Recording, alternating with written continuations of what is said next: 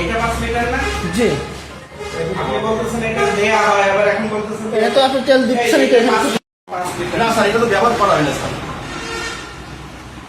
কি আছে ব্যবহার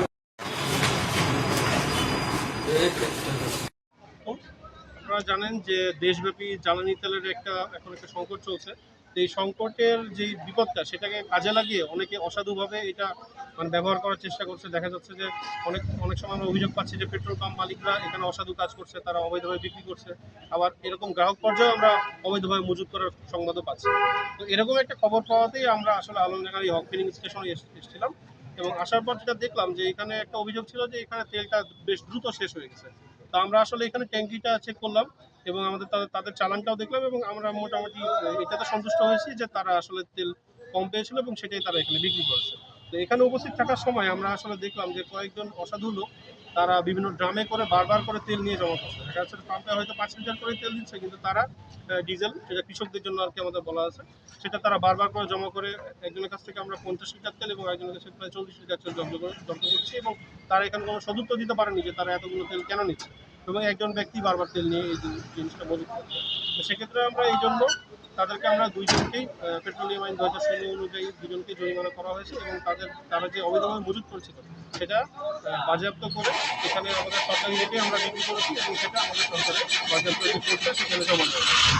আর এই জ্বালানি তেল সম্পর্কটা মোটামুটি আমরা জনগণের সাথে মিলে এই কাজগুলো সবসময় করতে থাকবে। এই ক্ষেত্রে আমরা জনগণ এবং যারা স্টেক হোল্ডার আছে সবার কাছে সহযোগিতা করবো। কয়টা মামলা হয়তো আজকে আমরা যে দুইজন মজুতদারি পেয়েছি তাদের দুইটা মামলা করা হয়েছে। দুইজনকেই 3000 টাকা করে জরিমানা করা হয়েছে এবং দুজনের কাছে যে একজনের কাছে 40 লিটার তেল এবং একজনের কাছে 50 লিটার ডিজেল জব্দ করা হয়েছে। বাজার দরে যে তেল জব্দ করে আমরা দেখলাম যে ডিজেলের বাজার দর হচ্ছে 101.93 টাকা।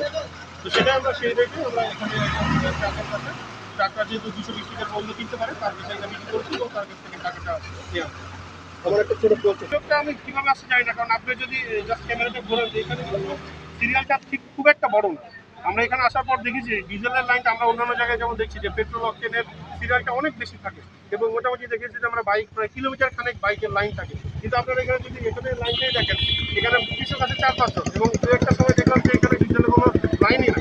তার মানে ডিজেলের সরবরাহটা কিন্তু আমাদের এখানে দৃষ্টিতে মনে হচ্ছে না যে কোনো সংকট আছে। কারণ আমরা যদিও 5 লিটার করে দিচ্ছি, তারপরে আমার মনে হয় যে কৃষকরা যদি আসেন তারা চাহিদা মতো পাবেন, সেখানে কোনো সমস্যা নেই। কিন্তু অসাধু ব্যবসায়ী যারা আসলে মজুত করে তারাই আসলে এই কৃত্রিম সংকটের জন্য দায়ী বলে আমি মনে করি।